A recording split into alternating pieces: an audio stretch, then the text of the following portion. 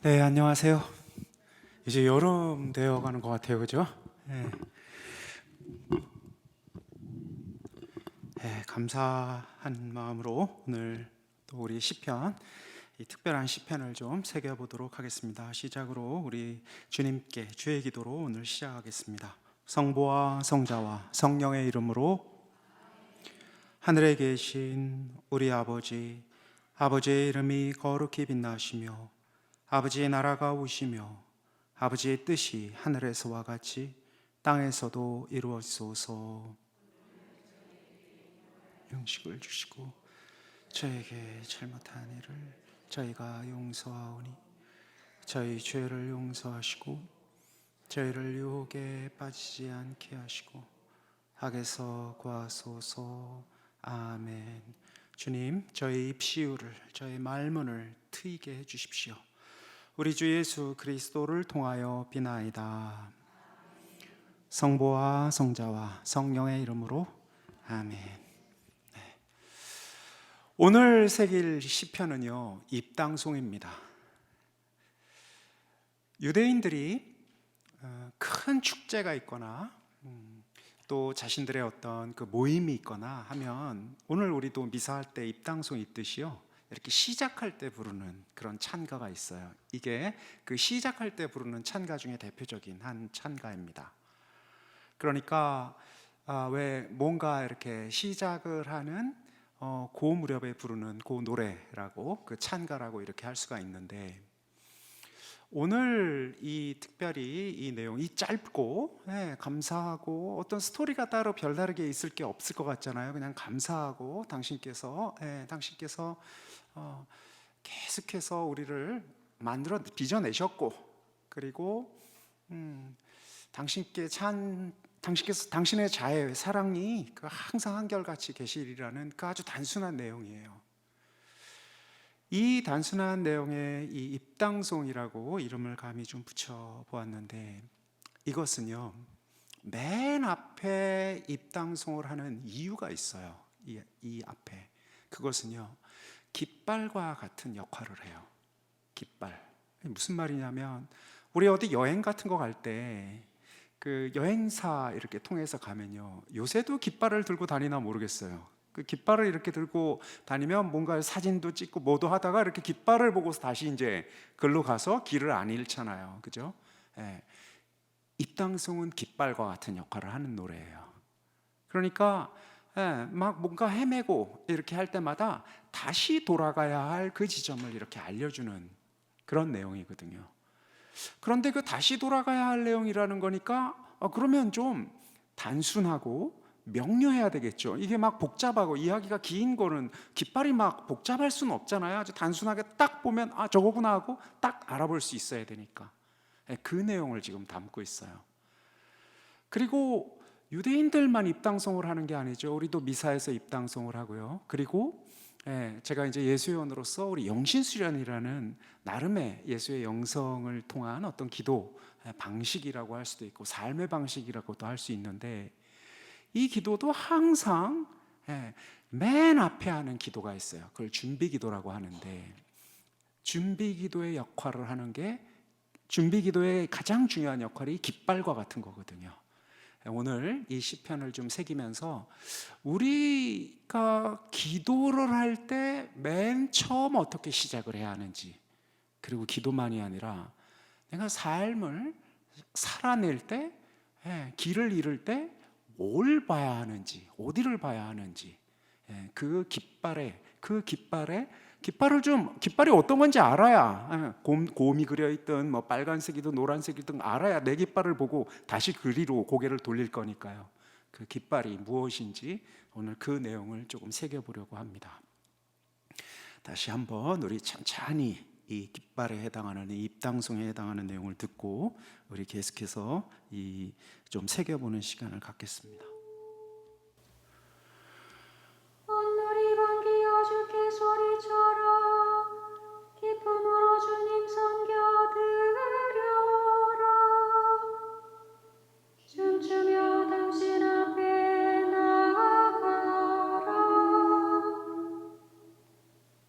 주님은 하느님, 너희는 알라.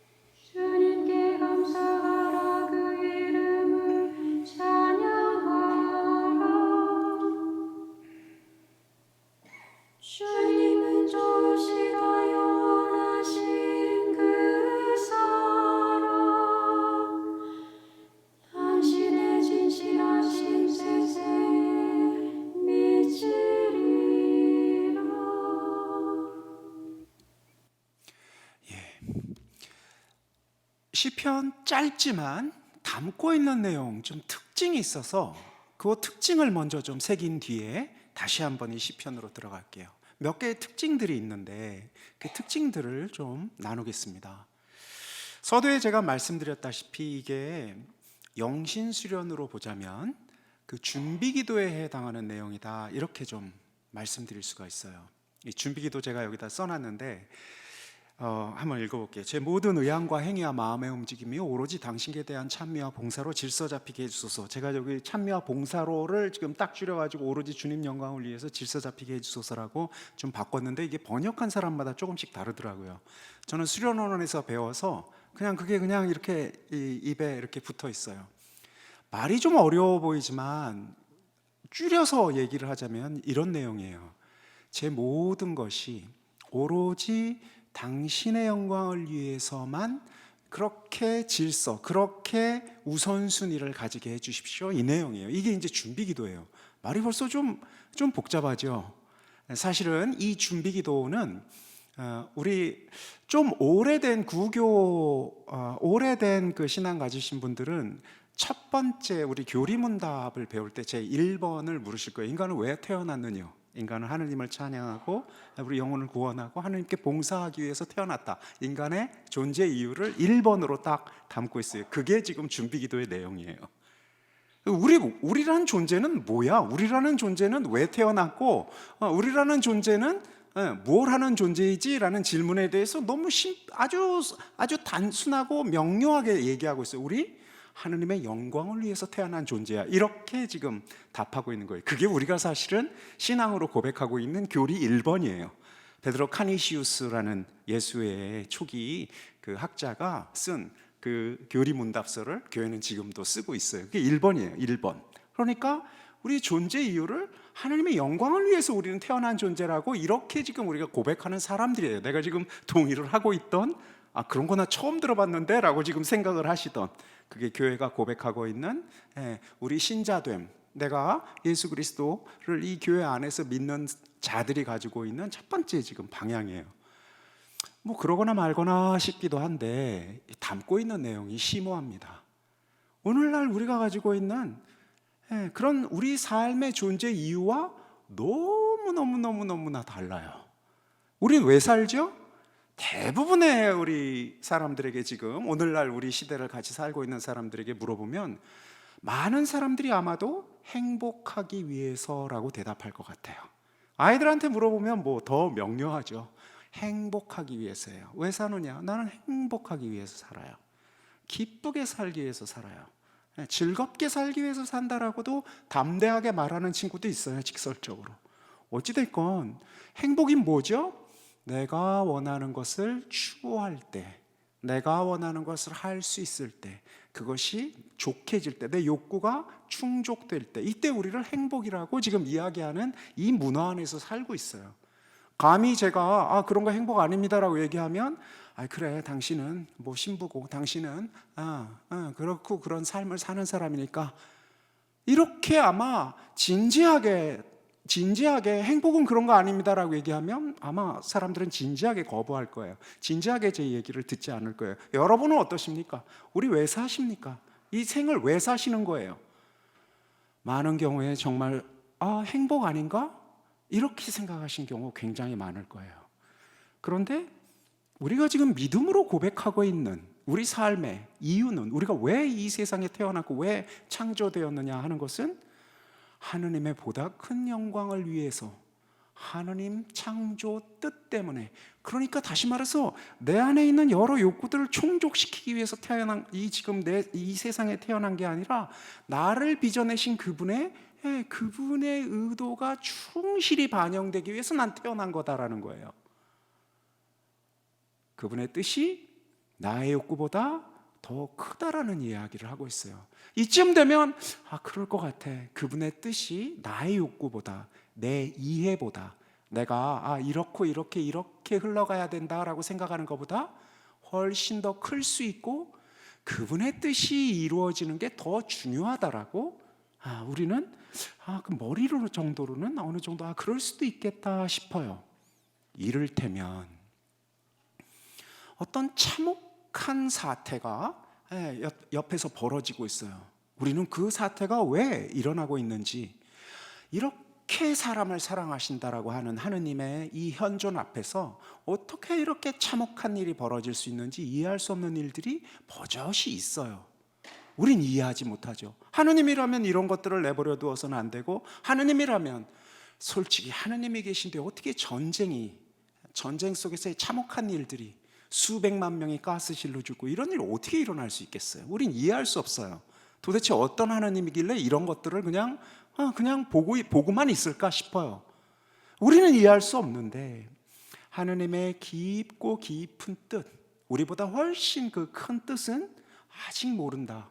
그리고 하느님께서 그 깊은 큰 뜻으로 이 큰 흐름들을, 이 큰 어려움들까지도 다 녹여내실 것이고, 결국은 그것이 큰 걸음이 돼서 멋진 꽃들을, 아름다운 세상을, 더 깊은 세상을 만들어 갈 것이라고 막연하지만 잘 모르겠지만 우리는 크게 희망을 두는 사람들이에요.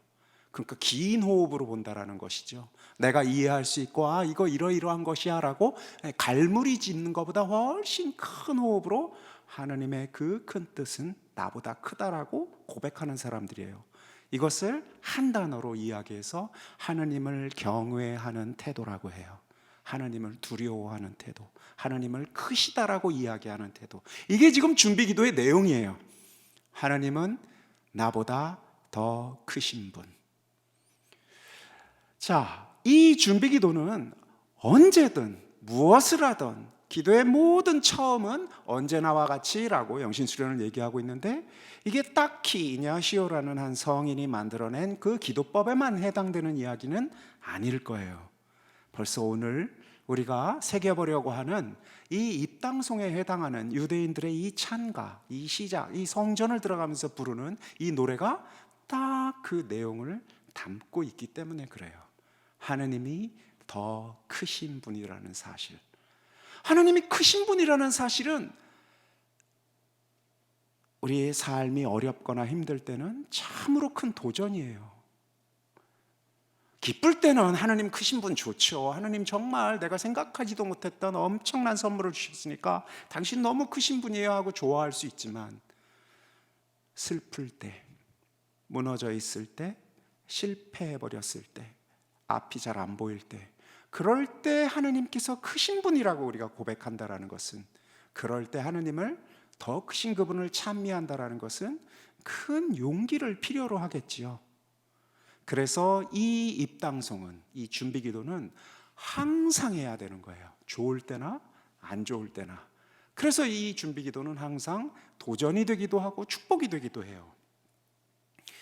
자, 이 준비기도의 내용은요, 또 좀 풀어서 보자면 아주 중요한 한 가지 내용을 담고 있어요. 이 준비기도는 주님, 제가 가진 모든 의향과 행위와 마음의 움직임이 오로지 당신께 대한 찬미와 봉사로 질서 잡히게 해주소서, 이렇게 그냥 수도에 들어오자마자 막 달달달달 외워서 도대체 이게 무슨 말일까 싶은, 이렇게 하면서 이렇게 계속해서 담고 또 담고 담고 또 담고 할 이 한마디의 말이 아니에요. 이것은 조금씩 부서져서 계속해서 우리 삶 안에서 이 여정, 내용을 좀 담고 있는데, 두 번째, 이 알려주소서 시작하겠습니다 라고 얘기하는 이 내용을 우리가 좀 부셔야 하는 부셔야 하는 그런 의미를 지금 좀 담고 있어요. 이게 무슨 얘기냐면요, 주님, 당신이 참 크신 분이라는 사실을 제가 감지했습니다. 아무리 봐도 당신은 좀 크신 분이에요.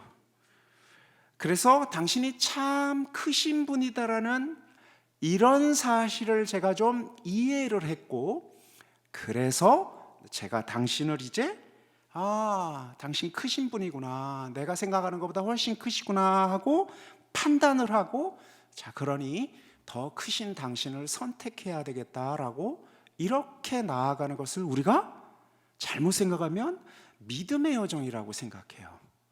그러니까 내가 잘 믿고 싶어요, 당신을 믿고 싶어요 하면서 우리가 무엇을 묻게 되느냐면, 주님, 제가요 당신을 믿고 싶으니까 당신이 어떤 분이신지 제가 조금은 알아야죠. 그래야 믿을 수 있는 거 아니겠습니까? 그냥 이렇게 이론적인 거 부황부황하고 그 넓고 큰 얘기는 좋아요. 그거 말고요.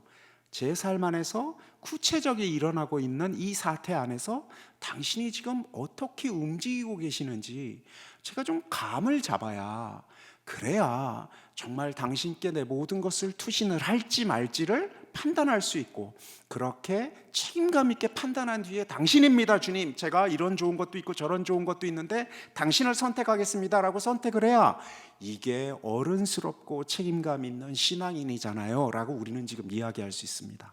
그런데 이거 삐 아니에요. 틀린 겁니다. 그렇게 당신을 믿을 수 없어요. 이게 지금 이 준비기도, 이 맨 첫 번째 당신이 크신 분이다라는 이 찬가가 담고 있는 내용이 뭔 얘기냐면, 크시다, 당신이 크다, 우리보다 크다라는 이 얘기는요 참으로 엄정한 의미를 담고 있어요. 그것은 우리가 이해할 수 없는 분이다라는 것을 우리가 실토하고 고백하고 힘겹지만 받아들이는 거예요. 그게 무슨 얘기예요? 당신이 우리보다 크시다라는 이야기가 내가 당신을 이해하거나 파악할 수 있는 것보다 훨씬 크다라는 그 이야기가 힘겹게도 우리가 당신을 이해할 수 없다라는 얘기예요. 그럼 뭐 신학 공부도 할 필요 없고 아무것도 할 수 없나? 아니요. 우리 부단히 묻고 또 묻고 또 묻으면서 깨져 나갈 거예요. 그러나 결국 크신 당신 앞에서 우리가 지금 무엇인가를 알아나간다라는 것은 우리가 얼마나 모르는 것을 우리가 얼마나 모른다라는 사실을 확인해 나가는 여정이지, 그 반대가 아니에요.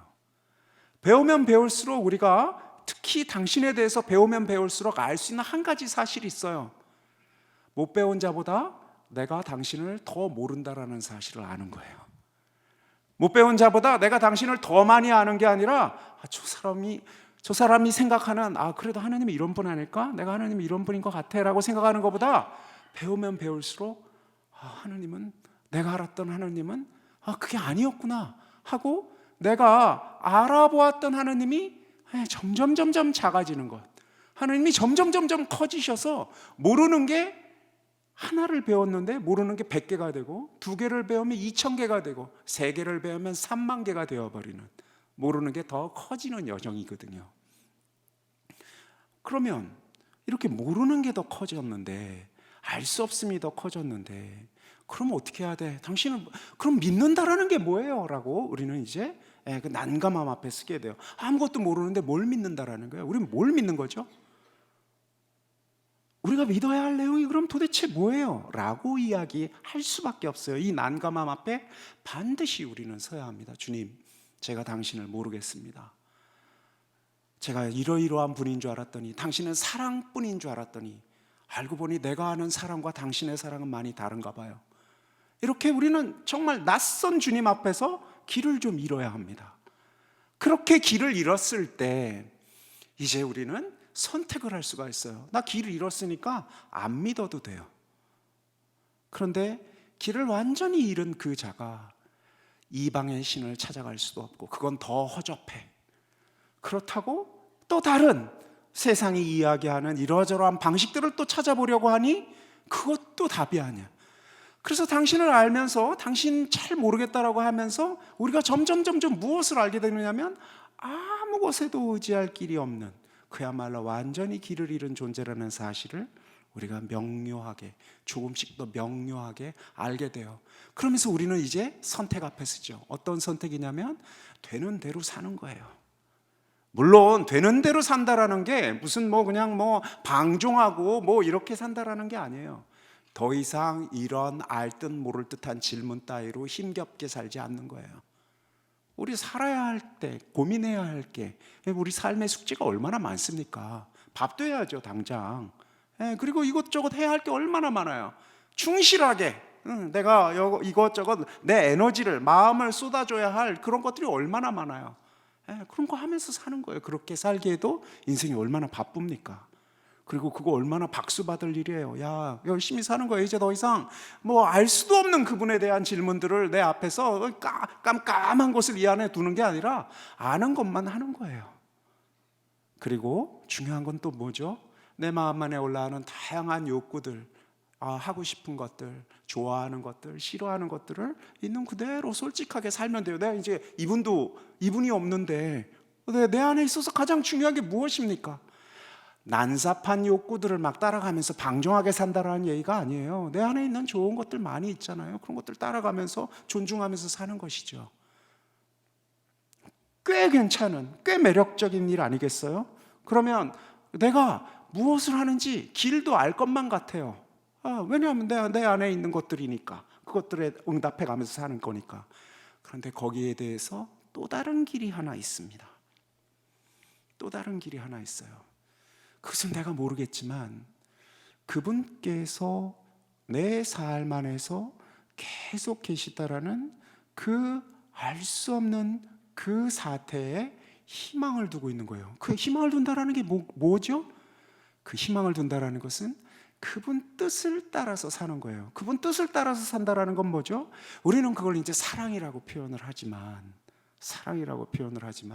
사실 사랑처럼 남용되고 제멋대로 자기 식대로 쓰이는 말이 없죠. 그런데 지금 이 사랑, 우리는 특별히 이제 예수 그리스도로부터 배운 사랑이고 구약을 통해서도 계속해서 하느님은 예수님의 그 사랑을 이야기해 주시긴 했어요. 그 사랑은 뭐냐면 약한 자를 돌보는, 그것도 한결같이 돌보는, 품어주는 그런 사랑이었어요. 뭐야 그게 도대체? 부서진 나를 돌보고, 부서진 옆에 사람을 돌보고, 죄인이라고 내 팽개쳐진 그를 돌보고, 이런 것들이에요. 그거 원래 우리 마음 안에 있잖아. 아니요, 잘 생각해 보면 있긴 한데 잘 안 쓰게 되는 것들이에요. 있긴 해요. 주님께서 씨앗으로 우리에게 주셨으니까. 그래서 우리가 사랑을 하는데 이제 삼강오륜 때문에 마음이 저기 깊은 곳에서 땡겨서가 아니라 하느님 때문에, 그분 때문에 사랑하는 거예요. 이게 땡겨서 하는 사랑과 큰 차이가 하나 있어요. 땡겨서 하는 사랑은요, 하고 싶을 때 하는데요, 안 하고 싶을 때는 안 해도 되거든요. 그런데 그분 때문에 하는 사랑은요, 땡겨서 할 때나 땡기지 않을 때나 이제 하는 거예요. 이 땡기지 않을 때 한다라는 게 오늘날 우리 문화와는 또 너무나 거리가 먼 삶의 선택이거든요. 땡기지 않아서 막 하는 사랑을 우리는 위선적이라고 이상한 제목을 붙여놨어요. 위선적. 야, 마음에도 없는 짓을 왜 자꾸 하냐. 근데 잘 생각해 보면 마음에도 없을 때 그 사랑, 마음에 없는 사랑도 하지 않으면 언제 사랑은 하겠어요, 사실. 대부분 할 게 없어요. 마음에 안 땡길 때라도 조금씩 해야 그나마 조금씩 내가 사랑을 하면서 살게 되는데, 어찌되었건 주님께서는 뭐 네가 마음에 지금 움직여서 하고 싶어서 온 마음으로 참 애틋한 마음을 가지고선 사랑을 하느냐 안 하느냐를 묻지 않고 계속 사랑을 하라고 지금 이야기를 하고 있는 거거든요. 그것은 주님만의 이야기가 아니에요. 오늘 지금 우리가 이 찬가를 통해서 이야기하고 있는 그 하느님께서 우리를 그렇게 사랑했다라고 이렇게 찬가를 부르는 그들이 그분을 바라보면서 담고자 하는 내용이거든요. 자, 그래서 이제 이 당신이 참으로 크고 경외해야 할 뿐이다라는 이 짤막한 이 하나의 선언, 이 믿음은 이제 또 부서져서 무엇이 되냐면, 내가 더듬거리며 잘 모르는 순간 먼저 당신 때문에 뭘 막 저지르는 거예요. 사랑이라는 작은 행위들을 막 저지르면서 이제 그것을 통해서 조금씩 더 당신을 깊이 만나 나가는 거예요. 옆에 제가 먼저 알고 판단하고 그리고 나아가는 게 세상의 순서라고 좀 썼고, 그거에 반대로 먼저 믿고, 그래서 선택하고, 사랑을 선택하고 그렇게 계속해서 나아가는 여정이라고 쓰면서 그 옆에 우린 그분의 것을 맡으니라고 좀 알쏭달쏭한 내용을 좀 써놨죠. 이것은 오늘 복음 때문에, 일부러 제가 오늘 복음에 맞춰가지고 이 시편을 지금 한 것은 아닌데, 오늘 복음 때문에 특별히 너무나 딱 맞는 내용이어가지고 이렇게 이 내용 이 말씀을 이렇게 썼어요. 오늘 복음은 이따 강론 때 뭐 조금 더 자세하게 하겠지만, 간단하게 얘기해서 우리가 소작인의 처지인데 그 주인이 어느 날 우리에게 와서 자, 소작료를 내라 이렇게 하는 내용이에요. 그런데 이상하게 복음을 이해할 수가 없어요. 소작인들이 반기를 들어서 돈 받으러 온 사람을 막 때리고 죽이고 막 이래요. 그러니까 이제 주인이 야, 애들 왜 저러냐? 그럼 내 아들이야 알아보겠지 하고 아들을 보냈더니 이제 소작인들이 야, 저 상속자만 처치하면 다 우리 것이다 하고 가서 상속자를 처치하는 이런 내용이에요. 그랬더니 하나님께서 그것을 이게 말이 되겠느냐라는 게 이제 이 비유의 내용이거든요. 좀 웃기죠. 우리 식으로 하면 오늘날 우리가 만약 누군가에게 내 거를 좀 맡겨놨는데 그 사람이 뭐 맡겨놨는데 제때제때 맡긴 값을 안 준다면 정말 우리 끝장날 거예요. 그죠? 하느님과 우리 사이에 있어서 우리는 끊임없이 지금 제가 경외라는 이야기를 하니까 마음속에 어떤 움직임이 올라오시느냐면요, 아마 이런 움직임이 올라오신다면 극히 정상일 거예요. 야, 경외한다라는 거 만만치 않겠는데? 내가 이해할 수 없는 하느님께서 내가 이해하는 것보다 훨씬 크신 분이다라는 사실을 내 삶의 구체적인 계기 안에서 특히 어렵고 힘들 때마다 그럼에도 불구하고 당신은 크신 당신의 사랑은 내가 생각하는 것보다 훨씬 클 거야 라고 이렇게 마음을 두는 이 경외감이 야, 그거 쉽지 않겠는데 라고 생각하실지 모르겠어요. 그런데 한번 생각해 보세요. 이건 제가 만들어낸 이야기가 아니라 욥에게 하느님께서 하신 얘기예요. 우리가 어떻게 세상에 왔습니까? 하나님께서 우리를 빚어내셨고 온전히 그분께서 그분의 마음대로 우리를 빚어내시고 그분의 마음대로 우리를 어딘가에다 놓으시고 그분의 마음대로 사실은 온 세상을 만드신 분 아니에요? 좀 한 다리를 건너뛰어서 이렇게 생각해 보면 정말 당신이 우리를 빚어내신 분이었기 때문에 우리가 당신 이것도 좀 해주시고 저것도 좀 해주시고 이럴 처지는 아니란 말이에요. 한 다리 건너뛰어서 이렇게 생각해 보면 그렇잖아요. 제가 어떤 뭔가 이렇게 기계를 하나 만들었는데 그 기계가 제가 만들어 놓은 기계가 막 소리치면서 나를 이따위로 만들었다고 얘기하면 그럼 나사 풀어서 이제 해체시키면 끝이에요. 안 그래요? 그 웃기는 거잖아요. 그런데 이상한 게요, 시간이 조금 지나면 기계들이 다 그래요. 당신 나한테 왜 이렇게 만들어 놨어? 이게 다 풀어놔. 당신 도대체 뭐야? 날 왜 이렇게 했지? 마치 하나님께서 우리를 정말 당신이 하나님이라면 나한테 이러면 안 되지, 나 이렇게 사랑해야지, 어떻게 이럴 수가 있어, 하나님이라면서 아버지라면서 삿대질을 합니다. 마치 빚쟁이가 빚 받듯이 얘기해요. 나한테 이러이러한 일들 당신 허락했죠. 이거 말이 되는 거예요? 전쟁, 아니 하나님 감히 어떻게 당신 사랑한다면서 이런 일을 허용할 수가 있어요? 왜 안 돼? 하늘도 땅도 우주도 그 모든 것을 만드는 분인데 그분이 당신이 만들었던 거를 내가 막 이렇게 만들어서 오리를 만들었다가 종이를 접었다 치자고요. 학을 접었어요. 그럼 안 되는 거예요? 종이를 내 맘대로 내 종이를 내가 내 손으로 만들어서 이것도 접었다 저것도 접었다 하는데 학을 접었다가 풀어서 오리를 만들었다라고 해서 학이 눈물을 흘리며 길길이 날뛰어야 되겠어요? 종이가 절대로 풀어헤쳐질 수는 안 된다라고 얘기를 해야 되겠어요? 웃기잖아요.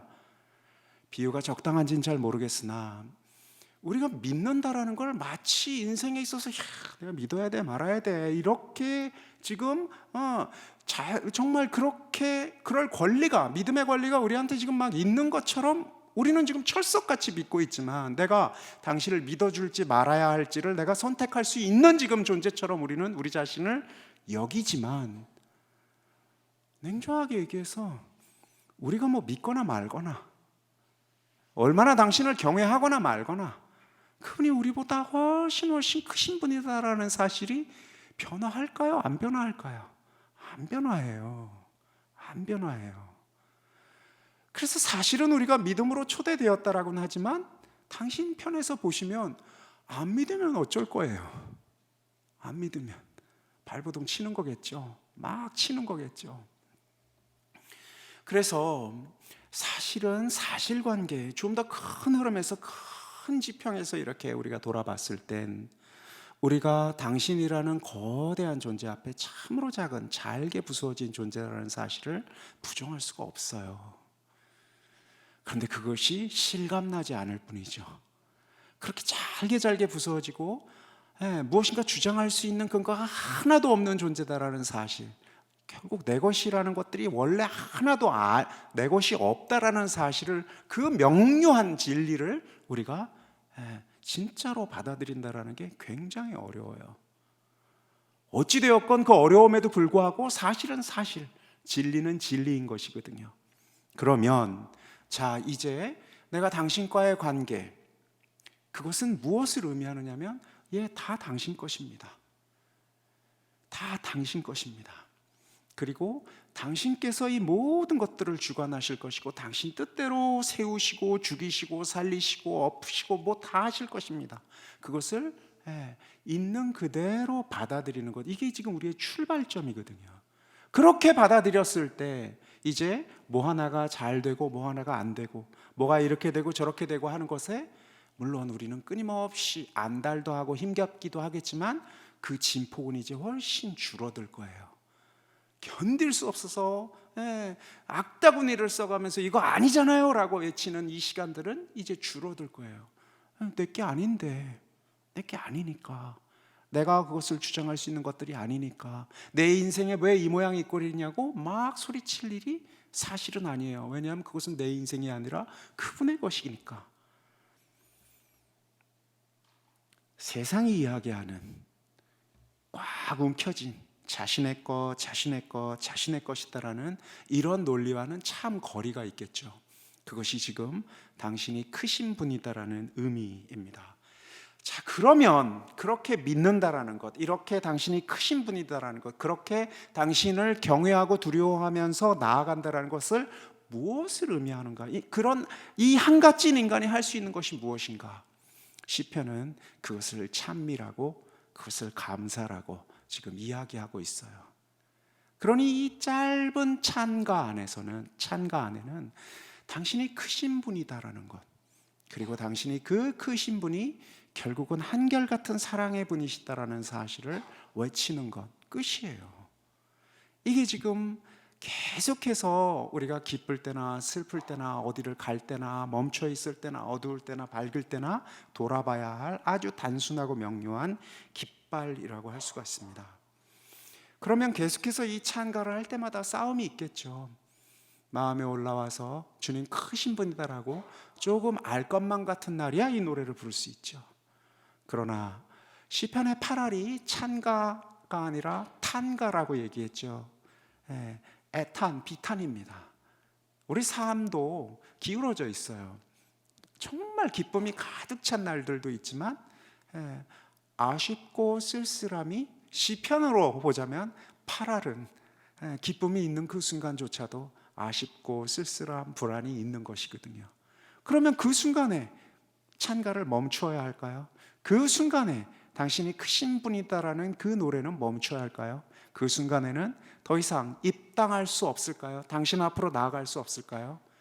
시편을 노래하는 사람들은 한결같이 항상 언제나 이 찬가를 부르도록, 찬가와 함께 하도록, 당신과 계속해서 나아가도록 이렇게 초대를 지금 하고 있습니다. 구체적으로 말마디 한마디씩 조금씩 살펴보기 전에, 이렇게 두려워한다라는 것은, 당신이 크심을 받아들인다라는 것은 이런 역동을 가지고 우리를 지금 역동을 가지고 있고 우리를 계속해서 지금 초대하고 있습니다. 그래서 두 가지 이 계기를 조금 이 시편을 보면서 우리가 조금 더 나누도록 할게요. 시편 노래 대신 제가 그럼 한번 그냥 좀 읽겠습니다. 온 누리 반기어 주님께 소리쳐라. 기쁨으로 주님 섬겨드려라. 춤추며 당신 앞에 나아가라. 주님은 하느님, 너희는 알라. 우리를 내셨으니 우리는 당신의 것, 당신 백성이여라. 기르시는 그 양떼이여라. 고마우심 노래하며 당신 문으로 찬미하며 들어가라. 그 뜰 안으로 주님께 감사하라. 그 이름을 찬양하라. 주님 좋으시다. 영원하신 그 사랑, 당신의 진실하심 세세에 미치리라. 제가 통으로 이 지금 1절부터 5절까지를 다 꺼냈는데 몇 가지 그 중요한 그 개념들, 우리가 우리 삶에 우리도 좀 따라야 할 개념들은 좀 먼저 좀 나누고 싶어요.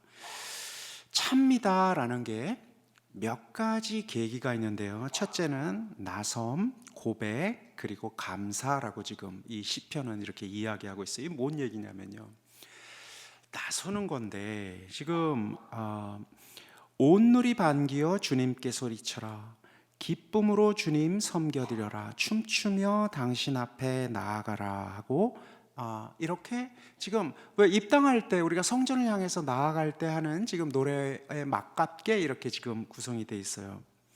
환호하며 춤추며 노래하며 지금 나아가고 있어요. 나아간다라는 이야기 우리 그 신약 안에서도 많이 나와 있고 구약에서도 계속해서 나와 있는데 이 나아간다라는 게 믿음의 행위에 있어서 굉장히 중요한 움직임입니다. 믿는다라는 것이 주님, 제가 당신을 믿습니다 하고 눈을 감고 자리에 앉아서 문을 닫고 저 깊은 명상 속에서 할 수 있는 것이 아니에요. 믿음은요, 나아가는 겁니다. 먼저 나아가는 거. 어디로 나아간다라는 것일까? 루카복음 5장 4절에는요 어디로 나아가야 하는지에 관해서 사실은 좀 잘 얘기해 주고 있어요. 깊은 데로 저 나가서 그물을 치라라고 예수님께서 베드로를 처음 부르실 때 초대한 대목이 있어요. 베드로가 밤새 뭐 했는데 아무것도 못 했을 때, 이 물고기를 못 건졌을 때 실망하여 앉아 있는데 예수님께서 이제 그를 깊은 데로 저 나아가서 그물을 치라라고 이렇게 초대를 하잖아요. 그 깊은 데로 나아가는 것, 그러니까 나아간다라는 것은 근본적으로 아는 곳을 향해서 나아가는 게 아니라 모르는 곳을 향해서 나아가는 거예요.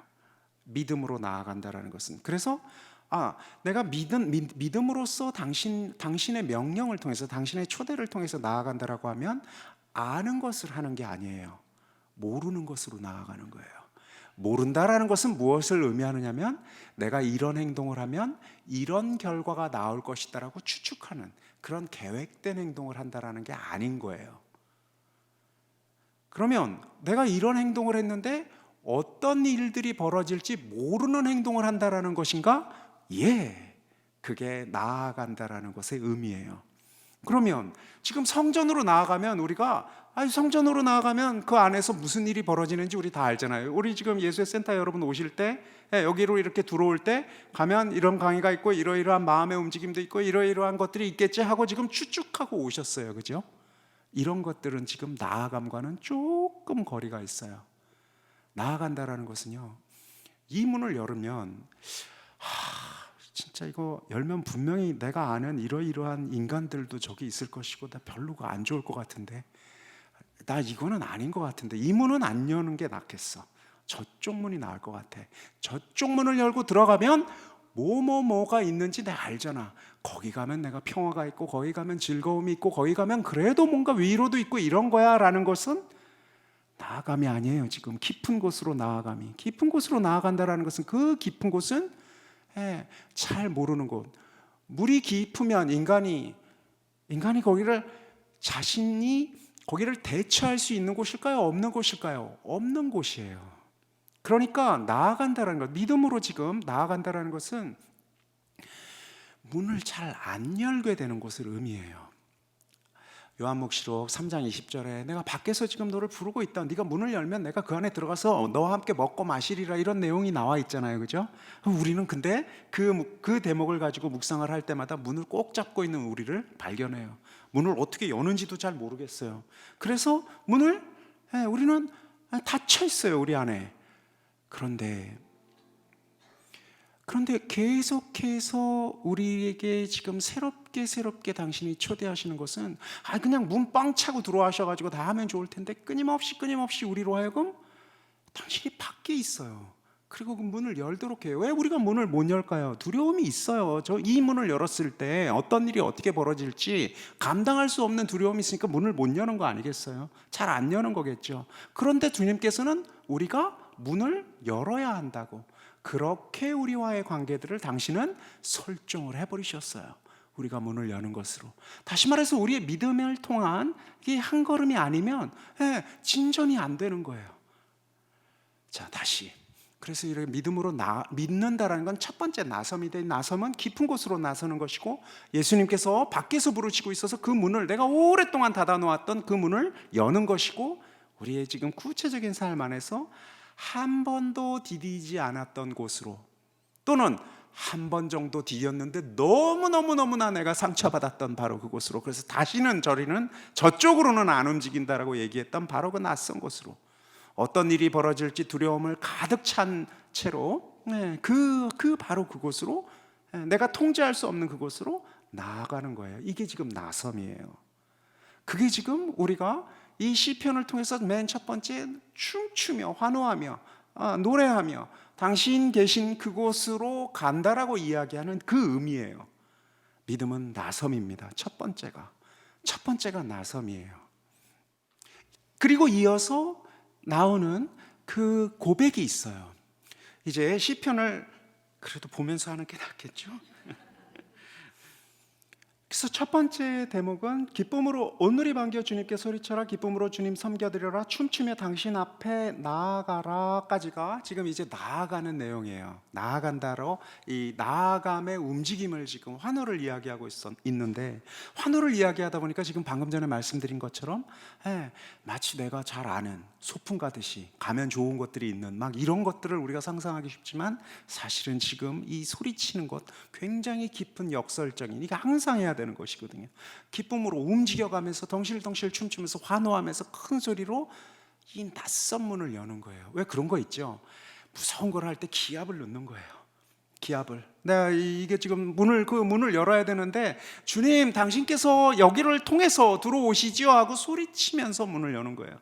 쭈뼛쭈뼛거리면서는 못 열 그 문을 이제 소리치면서, 내 참 두려움 때문에 이 문을 열기가 너무나 싫은데, 내가 이 문을 열고 이 지긋지긋한, 그리고 너무나 내가 어떻게 대처해야 될지 모르겠는 그 얼굴을 또 마주해야 하는데, 소리를 치면서 이제 나아가는 거예요. 먼저 나간다라는 거예요. 주님께 우린 막 기도하기 쉬워요. 주님 들어가면 무슨 일이 있을지 아시죠? 저한테 시나리오 몇 개 주십시오. 마음의 준비를 잘하고선 들어가겠습니다. 이렇게 기도한다면 그런 기도는 안 들어주실 거예요. 준비하고 나아가는 게 아닌 거거든요. 깊은 곳으로 나아가야 돼요. 예수님께서 베드로에게 요 길로 이렇게 가면 물을 잘 봐라, 고기가 있다, 거기다 그물을 쳐라, 이런 게 아닌 거예요. 왼쪽으로 몇 보 이렇게 가가지고 보면, 거기 이렇게 잘 보면 물고기들이 보일 거야. 거기다 그물을 쳐가 아니에요. 깊은 곳이에요. 안 보이는 곳, 깜깜한 곳, 두려운 곳, 내가 어떻게 대처할 수 없는 바로 그곳으로 나아가라고 한 거였거든요. 거기에서 그물을 치는 거였어요. 그러니 지금 이 나아간다라는 게, 이 환호한다라는 게 이게 참으로 필요한 거예요. 당신은 크신 분이다라는 환호예요. 당신이 이렇게 도와주실 거죠? 이러한 방식으로 이러한 결과를 주실 거죠가 아닌 거예요. 그냥 믿는 거였어요. 그리고 이어서 이 시편은, 이 노래는 이렇게 이어져요. 주님은 하느님, 너희는 알라. 우리를 내셨으니 우리는 당신의 것, 당신 백성이여라. 기르시는 그 양떼여라. 요 3절이요. 사실은 많은 분들이 주석을 했는데, 특히 아우구스티누스의 주석, 우리 교부 아우구스티누스의 그 주석이 참으로 아름다워요. 교부는 이렇게 얘기해요. 이게 지금 우리를 내셨으니라고 했는데 직역은 만드셨다라는 거예요. 너희는 알라라고 얘기했는데, 이 안다라는 게 지금 뭘 의미하고 있느냐면, 우리를 만드신 분, 우리가 당신의 것이고 당신께서 모든 것을 목양하시는 그런 당신의 피조물이다라는 사실이거든요. 사실요, 우리가 당신의 피조물이라는 사실을 부정하는 사람은 여기 아무도 없습니다. 그런데 더 중요한 사실이 하나 있어요. 정말로 우리가 당신의 피조물, 당신께서 만들어내셨고 당신께서 온전히 모든 것을 생사여탈을 주관을 하실 것이다라는 사실을, 그리고 모든 것을 당신께서 지금 하고 계시다라는 사실, 당신께서 지금 계속해서 새롭게 창조하시고 계속해서 이 모양 이 꼴인 나를 지금 계속해서 견디어내고 계시다라는 이 특별한 관계 안에 있다라는 사실은 그것은 꽤 멀어요. 창조를 마치 우리는 당신이 나를 만들어낸 거를 언제로 만들어냈냐? 태어날 때 무렵, 그때쯤 당신이만 만드셨고, 지금 내 삶을 이끌고 있는 여러 가지 관계들, 어려움들, 힘겨움들, 이런 것 안에서는 당신이 어떻게 움직이셨는지는 잘 모르겠어요. 당신이 움직이고 계신 것 같기도 하고 아닌 것 같기도 하고, 이게 솔직한 우리의 지금 마음의 움직임이에요. 지금 이 사태 앞에서 그만한 삶을 살고 있을 때는 조차도 이런데, 참으로 힘겨울 때 어떡하겠어요. 가스실에서요, 유대인들이요, 한 7알 정도가 완전히 신을 잃었다라고 해요. 7알 정도가. 그도 그럴 거 아니겠어요?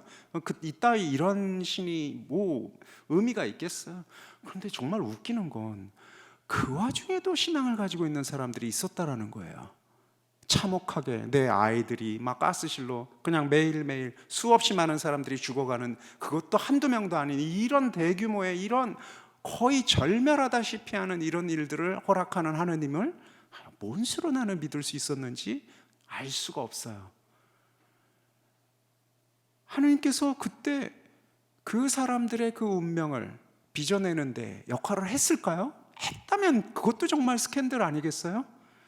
지금 하나님께서 너희는 알라, 확신해라, 분명하게 하자. 하나님께서 우리를 만드셨는데, 그것은 그 옛날에 만드시고 지금은 엉망진창으로 하는 어떻게 되든 나는 상관없어인 그 하나님이 아니라, 하나님께서 지금도 여전히 현존하시면서 이 모든 것을 빚어내고 계신다라는 사실을 지금 고백하고 있는 것이거든요. 이게 얼마나 우리 삶의 경험과 멀리 떨어져 있습니까?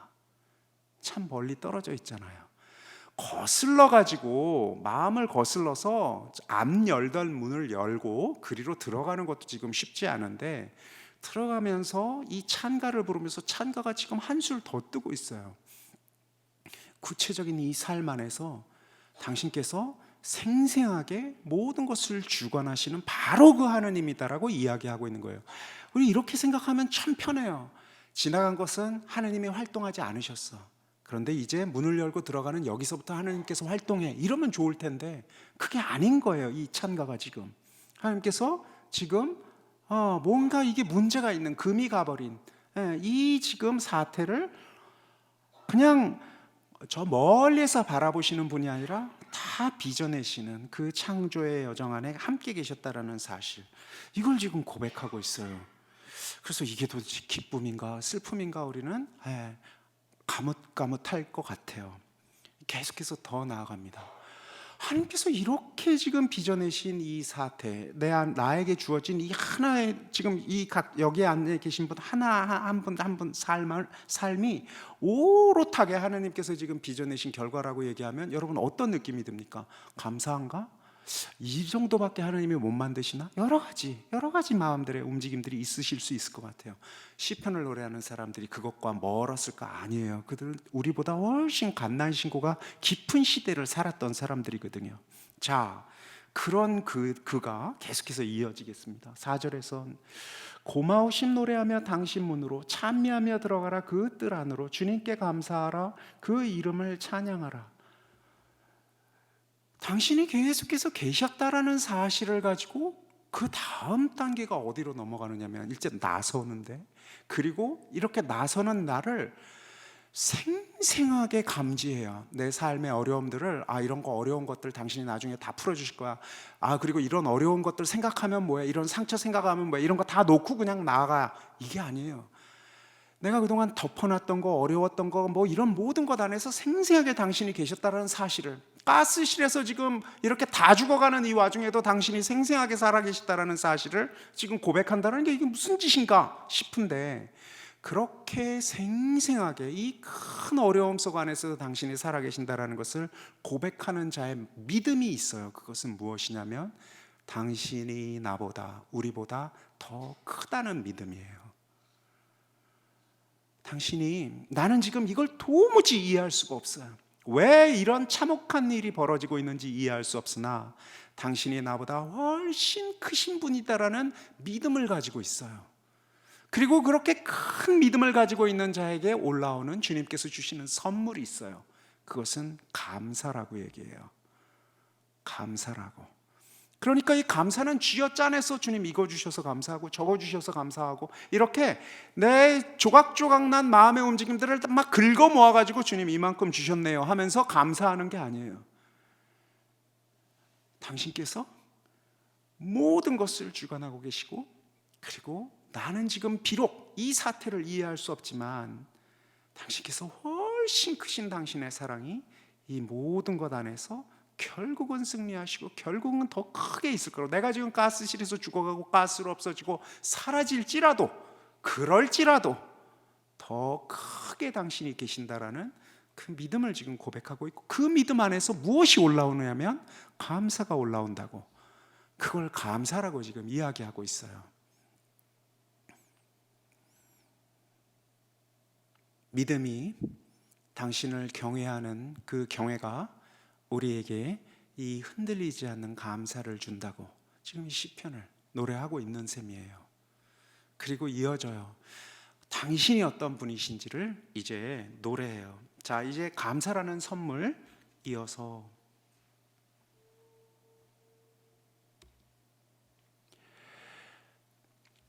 주님 좋으시다 영원하신 그 사랑 당신의 진실하심 세세에 미치리라. 제가 이제 그걸 100장 5절로 했는데 이거 사실 그 최민순 신부님 번역한 거 99장이죠. 그 장절이 히브리 성경하고 지금 최민순 신부님 번역하신 그 번역 70인용하고 다르기 때문에 이렇게 했는데, 이 마지막 5절은요, 그래서 당신이 어떤 분이신가를 아주 단 한 절로 지금 요약하고 있는데, 이게 재밌는 표현이 계속 반복되기 때문에 제가 이것은 몇 개 시편 구절을 좀 가져왔어요. 여기서는 사랑이라고, 주님 좋으시다 영원하신 그 사랑하고 사랑이라고 번역했지만, 이게 제가 시편을 지금 몇 차례 나누면서 계속해서 반복하였던 히브리 말 헤세드를 번역했어요. 헤세드. 자애라고도 번역을 했고 자비라고도 번역을 했고 뭐 사랑이라고도 번역을 할 수 있고 여러 가지로 번역이 되었다라고 말씀드렸어요.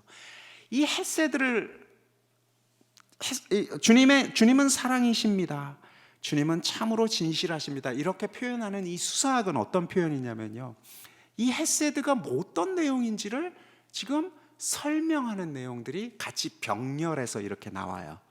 그럼 이 경우에는 지금 우리가 오늘 그 새겨보는 그 시편 최민순 신부님 번역으로는 99번이고 우리 성경은 100번인데, 주님 좋으시다 영원하신 그 사랑, 그러면 그 사랑은 무엇이냐면 당신의 진실하심이라는 그 사랑이고 그것이 세세에 미치리라, 이렇게 해석을 해야 돼요. 이런 내용을 담고 있어요. 자, 그런데 그 헤세드를 여러 성경에서는 다양한 방식으로 설명을 해요. 23장 6절에서 보면 저의 한평생 모든 날에 호의와 자애만이 저를 따르니, 이 자애가 헤세드예요. 호의는 토브라고 해서 좋은 것들, 기쁨들이에요. 그러니까 이 자애는 지금 요 23장 6절에서는 이 호의라는 자애를 뜻해요. 기쁨을 주는 자애예요. 어느 날은 이렇게 기쁨을 주는 좋은 것으로, 선한 것으로 우리가 환히 볼 수 있는 선물과 같은 것. 그래서 우리에게 아이를 주었다라고 하면 그건 토브예요. 착하신 하나님. 우리에게 집을 주셨다 그러면 토브예요. 우리에게 즐거움을 주신 거니까 이런 축복과 같은 것들을 토브라고 하는데, 그런 때도 있어요. 자애는 이렇게 우리에게 좋은 것을 주시면서 베풀어 주시는 그 사랑일 날도 있어요. 85장 8절에서는요, 주님 저희에게 당신 자애를 보이시고 저희에게 당신 구원을 베푸소서.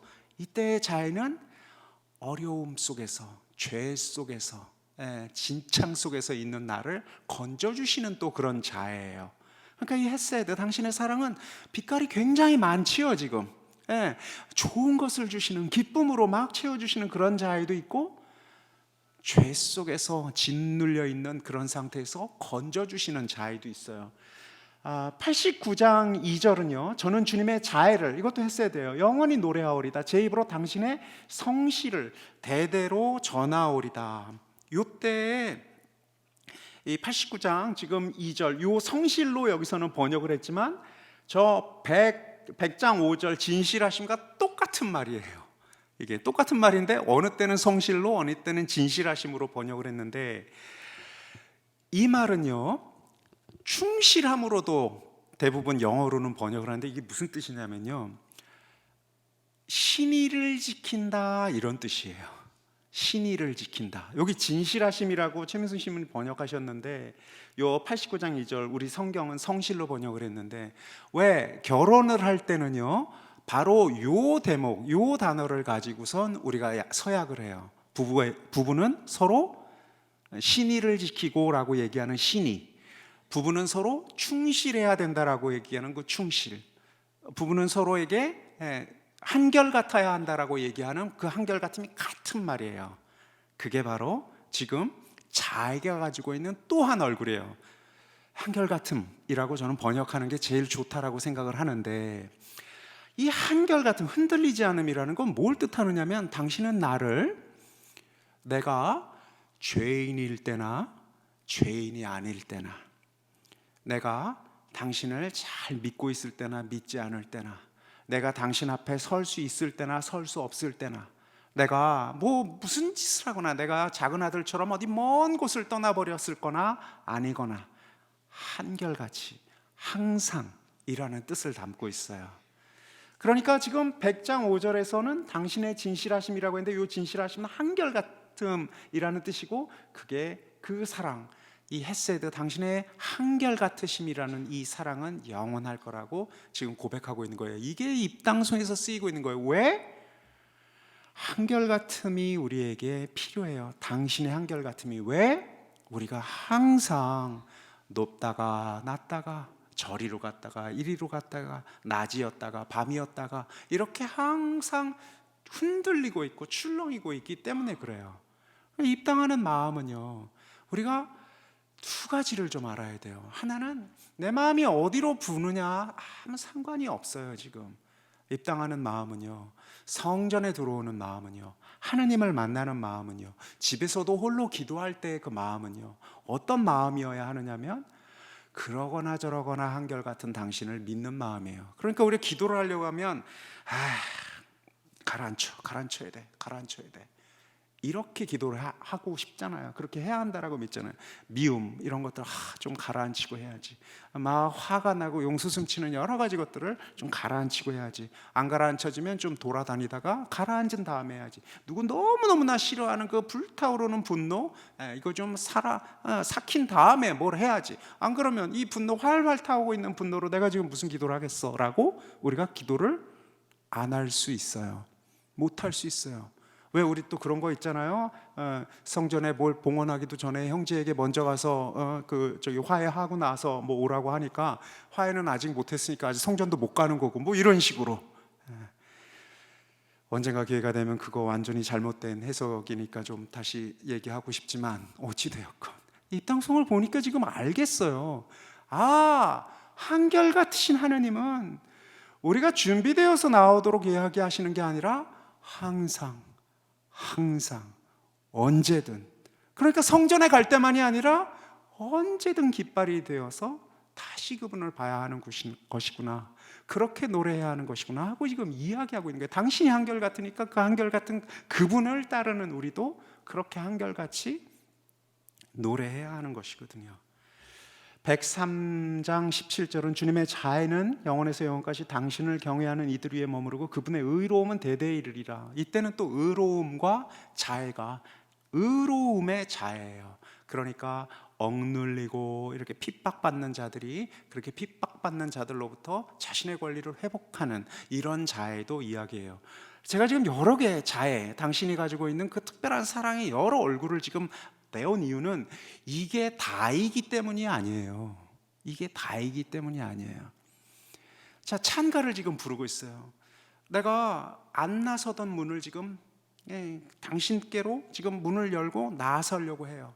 그때 두려움과 불안과 공포가 있어요. 그리고 두려움과 불안과 공포를 세상은 이렇게 가르치죠. 야, 그거 잊어버려, 지나간 일이야, 이렇게 가르치는데, 찬가를 부르는 우리는 그렇게 지나간 시간으로 모든 나의 지금 생생한 아픔과 두려움들을 약화시키거나 누그러뜨린 다음에 가는 게 아니에요. 없는 채 하면서 가는 게 아니에요. 오히려 더 모든 감각을 생생하게 하며 우리는 이 모든 것 안에 그럼에도 불구하고 하느님이 계시다라는 사실을 고백하며 가는 거예요. 그러니까 너무나 큰 어려움, 힘겨움, 그런 것들 내가 그동안은 쭉 잊어놨는데, 아니 와도 돼, 당신은 그거보다 더 큰 분이야 라고 고백하면서 지금 나아가는 거예요.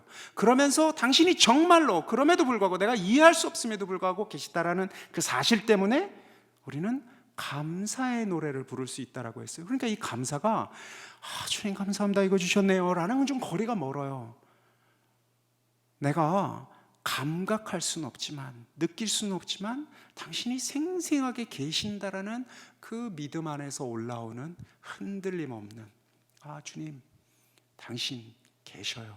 사람들은 나를 비웃을지 몰라도 이 한갓진 작은 존재인 내가, 내 마음이 당신의 현존을 지금 믿고 있습니다 하며 지금 나아가고 있고, 바로 당신이 내가 지금 이 부족하고 깨어진 그릇과 같은 이 존재임에도 불구하고 한결같이 사랑하신다라는 사실, 그런 분이라고 지금 고백하는 거예요. 이게 지금 이 찬가의 전체 내용입니다.